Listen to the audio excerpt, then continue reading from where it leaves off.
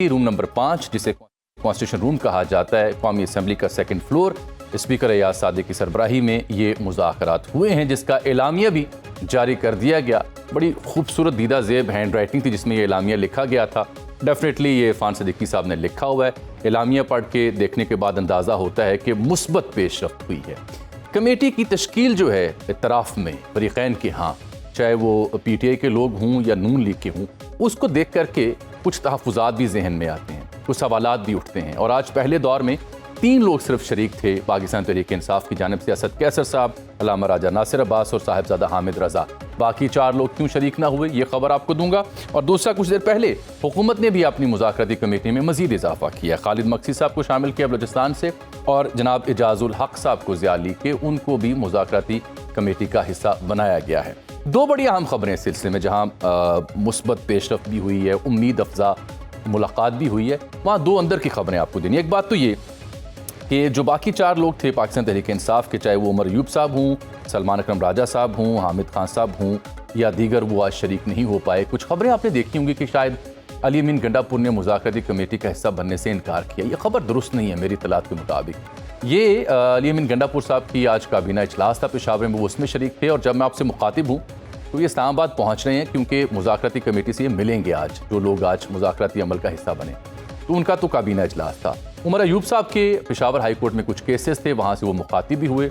और सलमान अकरम राजा साहब लाहौर में मसरूफ़ थे इसी सिलसिले में, वो भी इस सिलसिले में पेश नहीं हो सके। दूसरी खबर जो इस मामले से जुड़ी है वो ये है कि PTI ने इन्हीं रहनुमाओं की अदम मौजूदगी की वजह से हुकूमत से दरख्वास्त की थी कि मुज़ाकरात का अमल सोमवार की बजाय मंगल को कर लें, लेकिन स्पीकर साहब इनिशिएटिव ले चुके थे और उनकी राय थी कि नहीं, इसे होना चाहिए। ये भी खुशाइंद है। और आज की इस में जहां अंदर की खबरें कुछ सामने आई, वहां ये भी सुनने को मिला कि इसहाक डार साहब ने शिकवा किया कि एक तरफ हम मुज़ाकरात करते हैं और दूसरी जानिब गालम गलोच होती है सोशल मीडिया पे हुकूमत और हम सब के खिलाफ अजीबोगरीब ट्वीट्स किए जाते हैं, जो असद कैसर साहब ने कहा कि वो बानी PTI यानी इमरान खान साहब की खिदमत में रखेंगे और जल्द ये जो PTI के दोस्त हैं ये जाके मिलेंगे इमरान खान साहब से। लेकिन एक और अंदर की खबर है, वो ये है कि इसहाक डार साहब ने बकौल शख्स से जो मुझे तलाक पहुंची, उन्होंने जो यूरोपीय यूनियन की स्टेटमेंट ताज़ा आई है पाकिस्तान की सियासी सूरत हाल के हवाले से, उस पर भी तहफ़्फ़ुज़ात का इजहार किया। और वहाँ बैठी PTI क़यादत को कहा कि ये आप लोगों के जो बाहर लोग बैठे हैं, उन्होंने exaggerated figures and exaggerated Surat hall explain की है यूरोपीय यूनियन को, जिसकी वजह से उनका ये GSP+ वाला और तहफ़्फ़ुज़ात पर हामिल जो नोटिफिकेशन आया है, तो वो भी जिम्मेदारी PTI पर डाली जा रही थी। इसका कोई ख़ास रद्दअमल दिया नहीं है PTI क़यादत ने। बहरहाल जब मिल बैठेंगे तो गिले शिकवे तो होंगे, बात भी आगे बढ़ेगी। अज़हद लाजिम था कि ये सिलसिला शुरू हो, तो अब ये शुरू हुआ। लेकिन इससे बरामद क्या होगा? अगली जो मुलाकात होने जा रही है उसमें ताख़ीर इसलिए हुई है कि 25 को क्रिसमस की छुट्टियां हैं, फिर 27 को बीबी शहीद की बरसी है, तो इसलिए तय हुआ कंसेंसस के साथ कि 2 जनवरी को अगला मामला देखा जाए। और इससे भी इसके साथ एक और मुस्बत बात यह है कि 190 मिलियन में जो सज़ा आज सुनाई जानी थी, वो भी अब सर्दियों की छुट्टियों की वजह से आगे मामला चला गया। 6 जनवरी गालिबन तारीख बताई जा रही है कि ये फैसला तब सुनाया जाएगा। आज की इस अहम डेवलपमेंट के ऊपर बात करने के लिए मैंने जहमत दी है सीनियर सियासतदान जनाब फवाद चौई साहब को, और प्रोग्राम के दूसरे हिस्से में मुझे ज्वाइन करेंगे मुज़ाकराती कमेटी का नया हिस्सा बनने वाले एजाजुल हक साहब को। चौई साहब, welcome to live with Jami. खुशामदीद। एक अरसे से आप भी इस चीज़ के कायल थे, हम भी बहसत पाकिस्तानी सहाफ़ी यही राय रखते थे कि मुज़ाकरात होने चाहिए, मिल बैठेंगे तो बात आगे बढ़ेगी। सबसे पहले तो ये बताएं, कमेटियों की तश्कील अगर आप देखें तो इससे क्या संजीदगी ज़ाहिर होती है और कितने चांसेस आपको दिखाई देते हैं कि कोई मानी खेज डेवलपमेंट इन एंगेजमेंट्स की सूरत में हमें देखने को मिलेंगे? ये जो मुज़ाकरात हैं, ये आपको ज़ाहिर है ज़्यादा अंदाज़ा है कि ये मुज़ाकरात भी तो एक मुज़ाकरात की कामयाबी की वजह से हो रहे हैं ना। एग्जैक्टली। जो पहले मुज़ाकरात हुए हैं वो ज़ाहिर है कि बैक एंड के ऊपर हुए हैं, और अब मुज़ाकरात जो हैं वो एक फ्रंट एंड के ऊपर हो रहे हैं। और जो बैकडोर मुज़ाकरात हैं, अगर उनमें कोई बात आगे चली है तो इस नहज पे मामलात जो है वो पहुँचे हैं। तो पहली बात तो ये है कि देखिए, पाकिस्तान में जो गुज़श्ता 2-2.5 साल में जो कुछ हो रहा है उसको सामने रखते हुए और कोई हल मुझे तो नज़र नहीं आता कि क्या करें। सीधी बात है कि जो PTI और इमरान खान की से इनकलाब मैनेज नहीं हुआ, और हुकूमत और इस्टेब्लिशमेंट से इमरान खान मैनेज नहीं हुआ, और इस दोनों मामलात में सबसे ज़्यादा नुकसान पाकिस्तान का हो रहा है, क्योंकि दोनों जो मैच है वो बराबर का फंसा हुआ है और सारे लोग बशमूल हमारे जो हैं वो हमारे उनकी वो तबाह बर्बाद हो गया मुल्क, समझ नहीं आ रहा। 1 लाख छापा पड़ा है पंजाब में, करोड़ों लोग जो हैं उसमें इफेक्ट हुए हैं। इन्वेस्टिगेटिंग ऑफिसर जो पुलिस के हैं वो मिलियनर हो गए हैं। जो लोग इसके साथ मामलात के साथ मुंसलिक थे उन्होंने बड़ा पैसा बना लिया है और आम आदमी जो है उसकी कीमत अदा कर रहा है। लिहाजा टेम्परेचर नीचे लाना बड़ा इम्पोर्टेंट है और मेरे ख्याल में ये जो बैकएंड के मुज़ाकरात हैं जो अब भी जारी हैं और उनके में भी बातचीत हो रही है।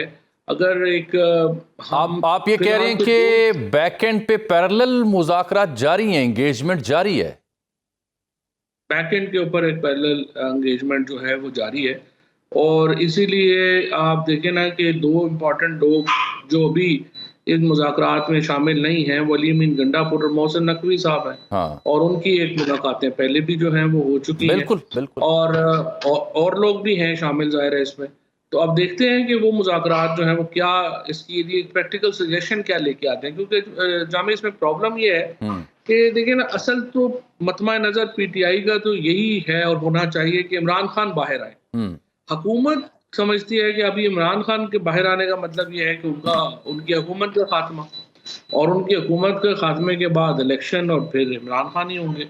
लिहाजा वो ये चाहते हैं कि ये जो इमरान खान की रिलीज का प्रोसेस और इलेक्शन का प्रोसेस ये डिले हो और दरमियान में वो जो है इसको अब ये देखते हैं कि ये इनमें कैसे ये तरीकाकार बनाया जाता है कि जिसमें हुकूमत का खतरा जो है वो कम हो और वो आगे चले।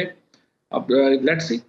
अच्छा, मैं जो रामा राजा सबको सुन रहा था और फिर आपकी राय भी मैंने अभी सुनी है बराह रास्त, तो तासुर ये मेरा बना है कि प्रॉबेबली बल्कि नहीं डेफिनेटली एक जो मसला था इस सारी सूरत हाल में वो था कि क्या इस्टेब्लिशमेंट का ग्रीन सिग्नल है या नहीं है, क्योंकि हम अक्सर एतराज़ करते थे कि हुकूमत अगर मुज़ाकरात करती भी है तो उनके पास देने को क्या है, क्या इन्हें ग्रीन सिग्नल मिला है, जब तक नहीं मिलेगा तब तक ही नहीं मिल बैठेंगे। तो अब गोया ये मैं समझ लूँ कि ग्रीन सिग्नल है मुज़ाकरात का और पूरी सपोर्ट भी है ताकतवर तरीन की जानिब से भी।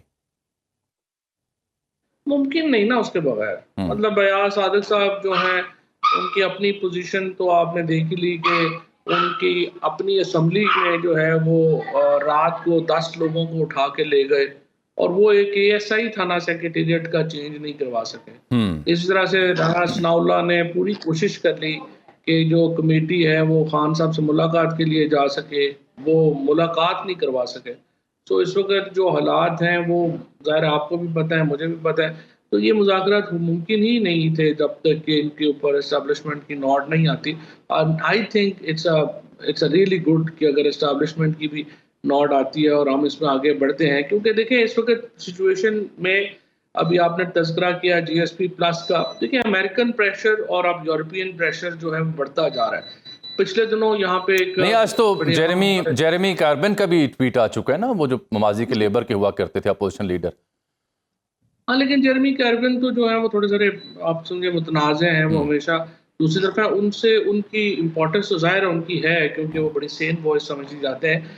लेकिन जो ज़्यादा है, मैं मसलन एक बहुत इम्पोर्टेंट हमारे पाकिस्तानी ओरिजिन के प्रोफेसर हैं और वो वाशिंगटन में हैं, वहाँ पे डिफेंस से वाबस्ता है।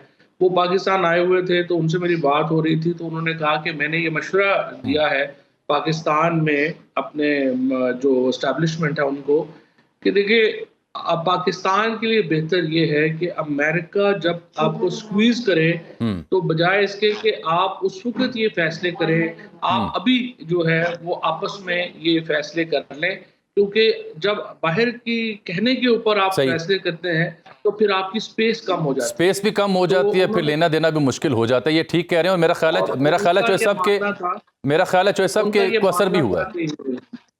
आप कुछ उनका ये मानना था कि देखें ये प्रेशर तो लाजमन आएगा, और I know is a very well connected man there, I know आप जिनकी बात कर रहे हैं। नहीं, ठीक बात है, क्वाइट मैं समझ गया जिनकी जानिब आप इशारा कर रहे हैं। और मेरा ख्याल ये चोसा मेरी ज़ाती राय ये है एक सहाफ़ी के तौर पर कि आई थिंक इस बात को इसका इदराक किया गया है और इसी सिलसिले की कड़ी है आज की मुज़ाकरती नशिस्त।